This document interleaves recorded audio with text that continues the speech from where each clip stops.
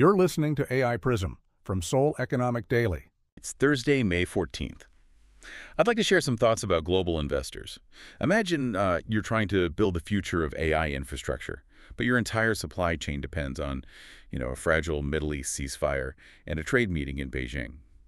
So today, our mission for this deep dive is mapping out 6 macro signals shaping asset allocation and tail risks for your Asia-exposed portfolios. We're looking at how tech, energy, and capital flows are all colliding right now. Yeah, and I mean, the first major signal of that collision is coming straight out of the U.S.-China summit in Beijing. It's the first presidential visit in 9 years, and they're covering trade, Taiwan, rare earths, but the real takeaway for allocators is who was quietly added to the U.S. delegation. Well, you mean Nvidia CEO, right, Jensen Huang? Exactly. Having Huang there is, well, it's like the lead architect showing up to a city zoning meeting. He is basically the canary in the coal mine for semiconductor policy right now. Right, because it tells you we've moved past diplomatic pleasantries into actual, tech supply chain blueprints. Yeah. And any shift in export controls directly impacts giants like Samsung Electronics and SK Hynix. Yeah, especially given their massive manufacturing footprints inside China. But while the U.S. is negotiating, South Korea is actively building a physical hedge against supply chain weaponization. Oh, the K-Plan initiative. Right. They're rolling out a 5-year program to process 60 metric tons of rare earths annually. It's a direct move to break China's 90% processing monopoly. Which is huge. Yeah. And it positions these heavy industrials as strategic tech assets now, like POSCO Holdings and Korea Zinc. Yeah, those two are major players on the KOSPI index, which is the main South Korean stock market board, and they're stepping in as the commercial partners here. So for your portfolio, these aren't just legacy industrials anymore, right? No, not at all. They are medium-term catalysts in a deglobalizing hardware supply chain. And speaking of the hardware supply chain, capital is just flooding into memory architecture right now. I mean, the DRAM ETF just pulled a $2.55 billion weekly inflow. Which is massive. I think that trailed only the S&P 500 SPY tracker, right? Yeah, exactly. And now firms have actually filed with the SEC for 2 times leveraged versions, tracking Samsung and SK Hynix. Well, that makes sense because those two control HBM, or high bandwidth memory, which is basically the structural backbone for AI servers. But there's a big risk mechanism you need to watch here with these levered ETFs. The daily rebalancing.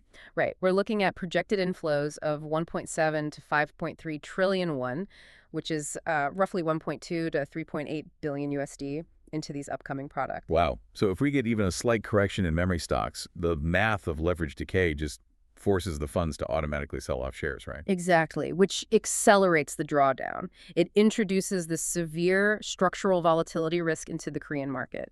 It's not just sentiment. The instrument itself amplifies the swings. Right. So all this hardware hoarding ultimately serves a downstream purpose, like who is actually deploying this compute, which brings us to software.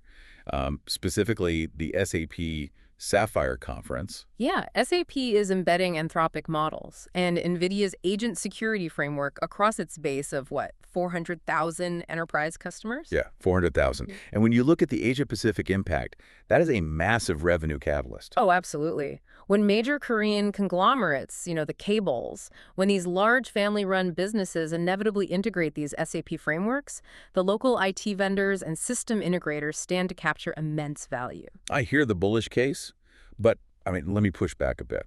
Are we ignoring the structural fragility of this whole ecosystem? Look at the disclosures regarding Sam Altman. You mean his overlapping investments? Yeah, he has personal investments overlapping with OpenAI's own vendors. Companies like Helion, Cerebras, Stripe, RetroMed. It's actually triggered SEC investigation requests from 6 state attorneys general. I know some people dismiss that as Silicon Valley drama, but it's really not. Exactly, it's not just tabloid fodder. No, because OpenAI functions as the central node of the AI infrastructure stack. If governance conflicts stall their operations, it bottlenecks the entire ecosystem.